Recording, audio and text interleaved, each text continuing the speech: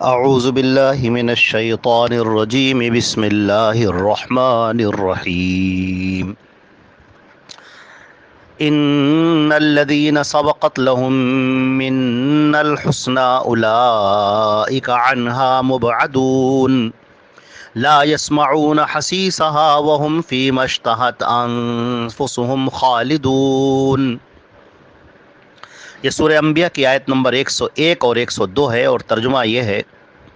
کہ بے شک وہ لوگ جن کے لیے ہماری جانب سے بھلائی لکھی جا چکی ہے وہ اس سے دور رکھے جائیں گے، اور وہ اس کی آہٹ کو بھی نہیں سنیں گے، اور جس چیز کے لیے ان کے دل خواہش مند ہیں اس میں وہ ہمیشہ ہمیش کے لیے رہیں گے۔ حضرات گرامی، یہ جو گفتگو چل رہی ہے، اللہ رب العزت نے جو اس سے پہلے کی آیتیں ارشاد فرمائیں کہ وہ لوگ جو شرک پر مرنے والے ہیں ان کو جہنم کے اندر پھینک دیا جائے گا، جو آج انکار کر رہے ہیں نبی کی رسالت کا اور اللہ کے بھیجے ہوئے پیغام کو ٹھکرا رہے ہیں، کل وہ افسوس میں پڑے ہوں گے اور ان کو جہنم کے اندر ڈالا جائے گا، زنجیروں میں جکڑ کر انہیں جہنم کی دہکتی ہوئی آگ میں پھینک دیا جائے گا۔ اور اللہ رب العزت نے یہ بات ارشاد فرمائی کہ بے شک تم لوگ اور تم جن کی عبادت کر رہے ہو وہ سب کے سب جہنم کا ایندھن بنیں گے۔ طبری کی اور ابن جریر کی اور کئی روایتوں میں آتا ہے کہ ایک شخص نے کہا کہ نبی کریم صلی اللہ علیہ وسلم سے کہ آپ تو کہتے ہیں کہ عزیر نیک تھے۔ آپ نے کہا ہاں بالکل نیک تھے۔ کہا اور عیسیٰ بھی نیک تھے؟ انہوں نے کہا ہاں عیسیٰ علیہ السلام بھی نیک تھے۔ کہا مریم بھی نیک تھی۔ تو اس نے کہا کہ جب یہ لوگ ہیں اور ان کی بھی تو عبادت کی جا رہی ہے، فرشتے ہیں ان کی بھی تو عبادت کی جا رہی ہے، تو کیا یہ سب جہنم میں ڈالے جائیں گے؟ تو نبی کریم صلی اللہ علیہ وسلم نے فرمایا کہ نہیں، ان کی عبادت ان کی اپنی مرضی سے نہیں کی جا رہی ہے، انہوں نے تو اس کے لیے بہت ہی زیادہ منع کیا تھا، لیکن لوگ خود سے کر رہے ہیں۔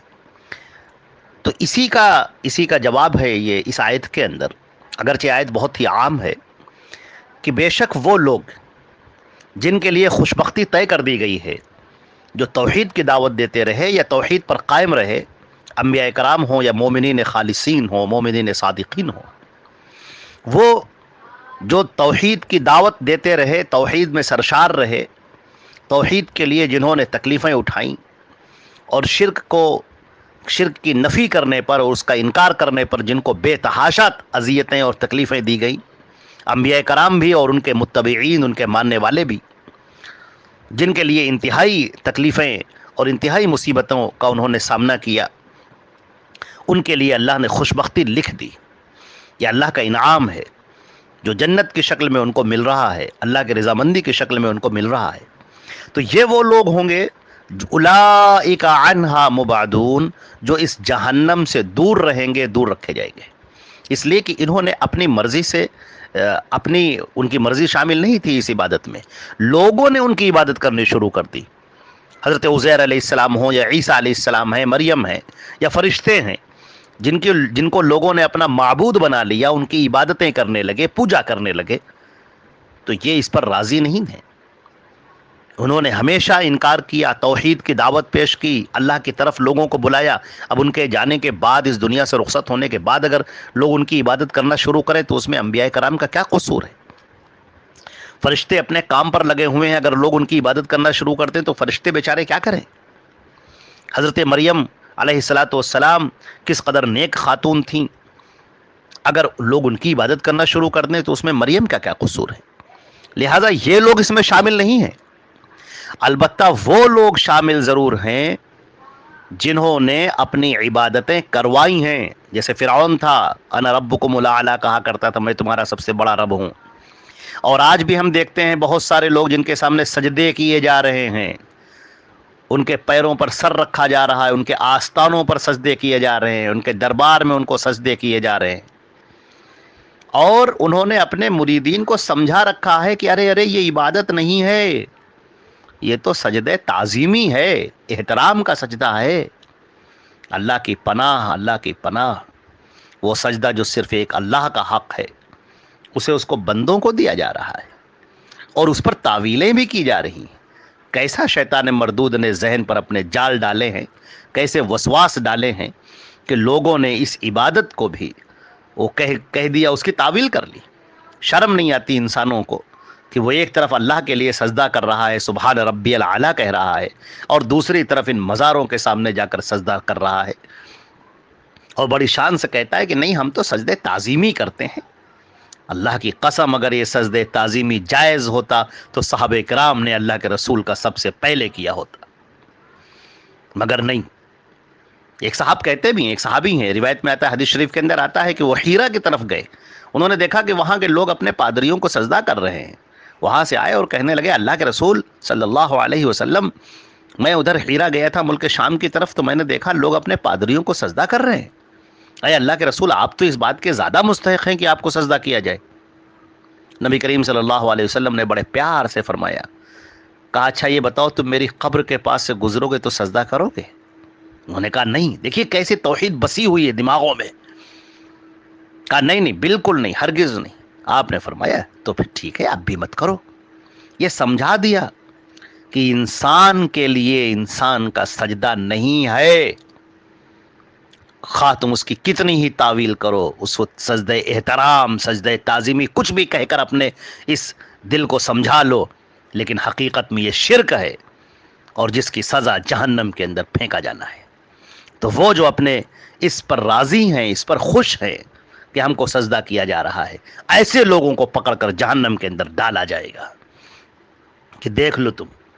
جن کو تم بڑا مشکل کشا سمجھ رہے تھے، بڑا پیر سمجھ رہے تھے، بڑا بزرگ سمجھ رہے تھے، تم سمجھ رہے تھے یہ بڑے اللہ سے قریب ہیں، ڈھونگی تھے، یہ فریب دینے والے تھے،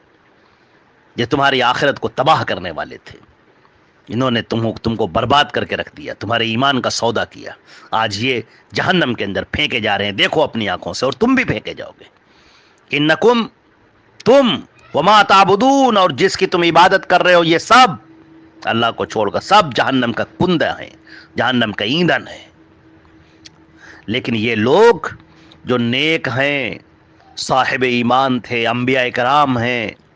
یہ وہ لوگ ہیں جو اس جہنم سے دور رکھے جائیں گے۔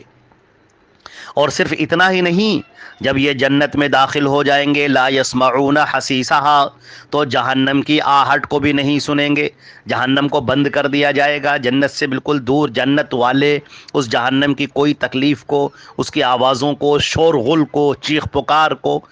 جہنم کی لپٹوں کو وہ بالکل نہیں سنیں گے، وہ تو بڑے آرام میں ہوں گے، جہنم سے بالکل دور ہوں گے،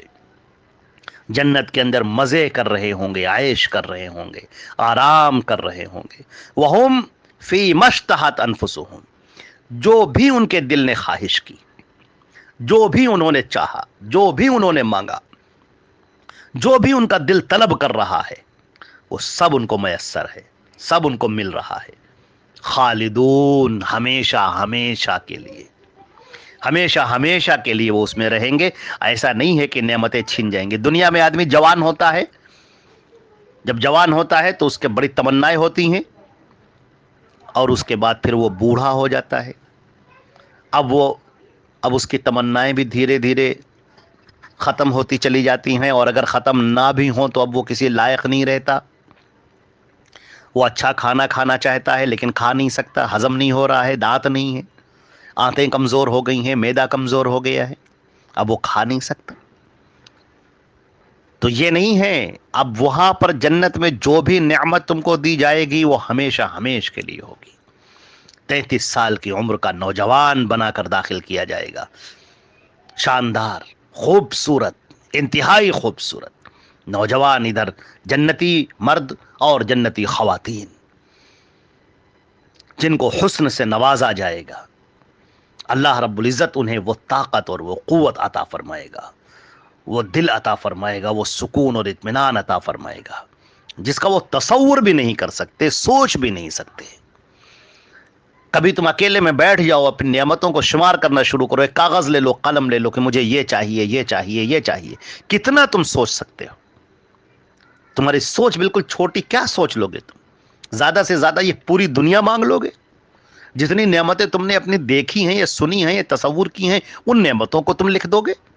لیکن اللہ تعالیٰ نے تو فرمایا کہ یہ تو کچھ نہیں ہے، یہ دنیا جو تمہاری ہے اس کا 10 گنا زیادہ اس کو ملے گا جو ادنا جنتی ہوگا، ادنا جنتی، جس کو جہنم سے نکال دیا جائے گا، جہنم سے نکال کر اللہ کے فضل و کرم سے اسے جنت میں داخل کر دیا جائے گا، اور اس کو جنت دی جائے گی، اور اس کو 10 گنا زیادہ جو وہ تمنا کرے گا، جو خواہش کرے گا، وہ جنت دی جائے گی، اور وہ یہ سمجھ رہا ہوگا کہ میں سب سے زیادہ خوش نصیب ہوں اور سب سے زیادہ بڑی جنت مجھے ملی ہے، حالانکہ اس سے بڑی بڑی جنتیں دوسروں کو ملی۔ تو ہم تو تصور بھی نہیں کر سکتے۔ حدیث شریف کے اندر آتا ہے مالا عین رات، نہ کسی آنکھ نے دیکھا ہوگا، نہ کسی کان نے سنا ہوگا، نہ کسی کے دل کے اوپر اس کا خیال گزرا ہوگا، وہ جنتیں ملیں گی، اور خالدون، ہمیشہ ہمیشہ کے لیے، ہمیشہ کے لیے جنتیں ہوں گی، یہ نعمتیں ہوں گی۔ دنیا کے اندر تکلیفیں ہیں، مصیبتیں ہیں، پریشانیاں ہیں، ٹینشن ہے، دقتیں ہیں، اذیتیں ہیں، مرض ہے، بیماری ہے، لیکن ان سب سے آزاد ہو کر جو اطمینان کی زندگی نصیب ہوگی وہ جنت کی ہوگی۔ اے اللہ، تو اپنے فضل و کرم سے ہماری خطاؤں کو معاف فرما، اور اپنے فضل و کرم سے ہمیں جنت الفردوس عطا فرما دے۔ یا اللہ، تمام مومنین صادقین موحدین کو یا اللہ اپنے فضل و کرم سے جنت الفردوس عطا فرما، ہم سب کی خطاؤں کو معاف فرما۔ یا اللہ، اپنی بخشش سے ہمیں نواز دے، اپنے کرم سے ہمیں نواز دے، اپنی رضا ہمیں عطا فرما دے، ایمان پر خاتمہ عطا فرما دے، اسلام پر زندہ رکھ۔ والسلام علیکم ورحمۃ اللہ وبرکاتہ۔